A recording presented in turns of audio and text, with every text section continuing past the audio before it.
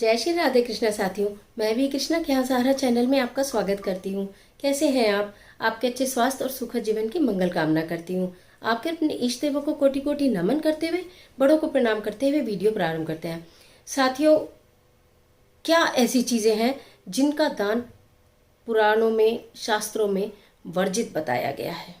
पद्म पुराण के अनुसार दान, बहुत सारी चीज़ें ऐसी हैं, संसार की प्रत्येक वस्तु है जिसे आप दान दे सकते हैं, लेकिन मुझसे कुछ ऐसी वस्तुएं हैं जिनका दान देना वर्जित है। तो आज की वीडियो में ये चर्चा करते हैं कि किन चीज़ों का दान हमें भूल कर भी नहीं देना चाहिए। यदि इन चीज़ों का दान देते हैं तो हमारे घर से लक्ष्मी भी जाने लगती है और नकारात्मकता हमारे घर के अंदर आ जाती है। अलक्ष्मी जो घर के दरवाजे पर खड़ी है, उसके लिए प्रवेश द्वार खुल जाते हैं। तो चलिए झटपट वीडियो प्रारंभ करते हैं, लेकिन उससे पहले चैनल पर नए आए हैं तो चैनल को सब्सक्राइब करना बिल्कुल न भूलिएगा और बेल आइकन का बटन जरूर दबाइएगा, जिससे आने वाली सभी वीडियोस का नोटिफिकेशन आपको मिले सबसे पहले। मैं सबसे पहले बात करती हूँ झाड़ू की। झाड़ू कहने को तो एक मामूली सी चीज़ है, लेकिन झाड़ू में माँ लक्ष्मी का वास है। झाड़ू खरीदना और झाड़ू घर से निकालना और झाड़ू का दान देना, इन तीनों के लिए दिन निश्चित है कि किस दिन हमें ये चीज़ें करनी चाहिए। लेकिन मैं यहाँ आपको बताना चाहूँगी कि झाड़ू को दान में नहीं देना चाहिए। झाड़ू को पूजनीय स्थल पर दान देना बताते हैं झाड़ू का, कि आप मंदिर में अगर झाड़ू का दान देते हैं तो वो माँ लक्ष्मी की कृपा होती है, लेकिन कभी किसी और को झाड़ू का दान आपको नहीं करना चाहिए। पद्म पुराण के अनुसार ब्राह्मणों के अलावा भी यदि आप किसी जरूरतमंद व्यक्ति को दान देते हैं, दान मानकर अपने मन से कि ये इसको आवश्यकता है इस चीज की और मैं दे रहा हूँ, तो वो आप दे सकते हैं। जितना ब्राह्मण को देने से पुण्य मिलता है, उतना ही जरूरतमंद व्यक्ति को देने से पुण्य मिलता है। बहुत बार ऐसा होता है, कोई ऐसा पर्व होता है, कोई ऐसा त्योहार हो रहा है, चाहे अमावस्या है, चाहे पूर्णिमा है, चाहे और भी दीपावली है, कोई बहुत बड़े त्योहार होते हैं, तो बड़े बड़े ब्राह्मणों को तो सब देते हैं, लेकिन वो लोग जिन्हें वास्तव में जरूरत है, उन्हें देकर देखिए आपके दिल को कितनी तसल्ली मिलेगी। विचार कीजिएगा इस बात पर। तो आपको झाड़ू का दान नहीं देना है। आपको कोई भी स्टील की चीज, पहले समय में देखिए स्टील कोई जानता नहीं था, लोहा कहते थे उसको, पीतल आदि के बर्तनों का इस्तेमाल किया जाता था। लेकिन आप किसी ब्राह्मण को दान देने जा रहे हैं तो स्टील के बर्तन या स्टील की कोई चीज उनको दान बिल्कुल भी मत दीजिएगा। घर में बना हुआ भोजन, बहुत बार ऐसा होता है, देखिए कहीं ना कहीं हम लोग ये सब करते ही आए थे जब ज्ञान में नहीं थे, लेकिन अभी आपको अगर सब पता चल रहा है तो हमारे घर में कभी बार खाना बहुत ज़्यादा बनता है, बासी भी बच जाता है, गेस्ट आते हैं, कुछ भी है, तो आप उस खाने को किसी भिखारी को, किसी भूखे व्यक्ति को खिला तो दीजिए, लेकिन दान स्वरूप भूल कर भी मत दीजिए। माँ अन्नपूर्णा का अपमान होता है यदि हम अपने घर का बचा हुआ खाना किसी को देते हैं। ब्राह्मण देवता के लिए तो अगर देना होता है तो पहले थाली निकाली जाती है, उसके पश्चात हम खाते हैं, लेकिन बचा हुआ खाना कभी भी किसी को दान स्वरूप मत दे दीजिएगा। अन्नपूर्णा माँ नाराज होंगी और आपके घर में हो सकता है कि अन्न धन की कमी भी हो जाए, तो ये कार्य नहीं करेंगे। पुराने वस्त्र, देखिए कपड़े सबके घर में निकलते हैं, हम बार बार कहते हैं आपके पास बहुत जो भी चीज फालतू है, आपके यूज नहीं आ रही, किसी जरूरतमंद को दे दो। चीज को देना और दान देना दो अलग अलग चीजें हैं, इसमें अंतर समझिए।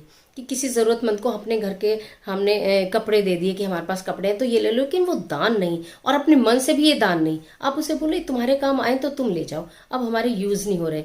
ये ऐसे नहीं कि हम तो दान दे रहे हैं और हमने बहुत बड़ा काम कर दिया, ऐसा मत करिएगा बिल्कुल भी।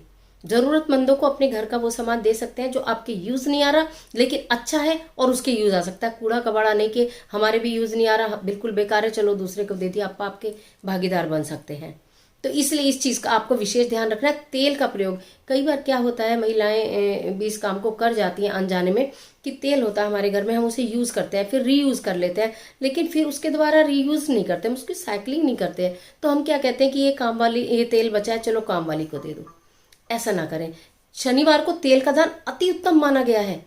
तेल का दान बहुत उत्तम है। यदि आप सरसों का तेल का दान करते हैं तो शनिदेव प्रसन्न होते हैं, लेकिन वो तेल जो होता है वो फ्रेश होता है, यानी बाजार से लाया हुआ तेल या आपके घर के कंटेनर में रखा हुआ तेल होता है जो आपने यूज नहीं किया हुआ होता।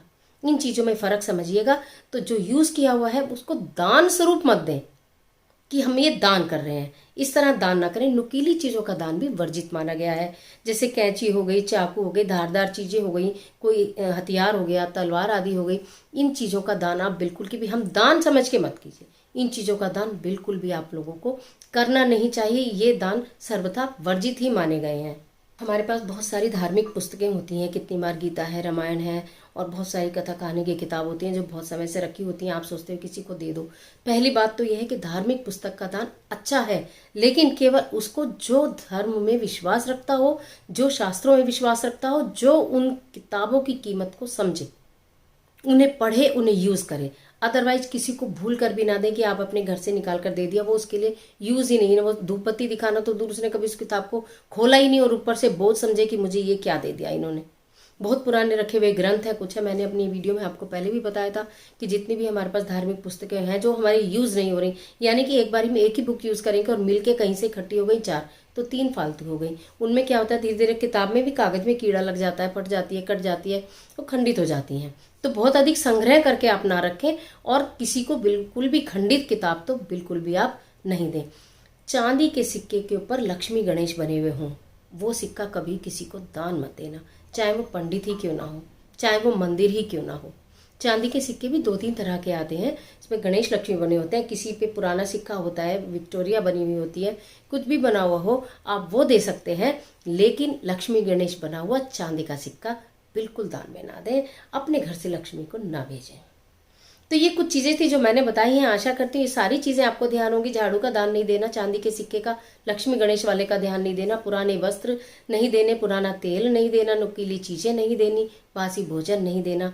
ये सब अगर आप कर रहे हैं जाने अनजाने तो आपके घर में लक्ष्मी बहुत अधिक समय रुकने वाली नहीं है। लक्ष्मी जी का कोप होगा, लक्ष्मी की प्राप्ति आपको नहीं होगी। आप ये सोचेंगे कि हमारे घर में पैसा आ रहा है, बरकत नहीं हो रही, लक्ष्मी जी की हमारे ऊपर कृपा नहीं हो रही। लेकिन बार बार कहती हूँ अपने अंदर झांकिए, अपने अंदर टटोलिए, कहीं हम कुछ गलती तो नहीं कर रहे।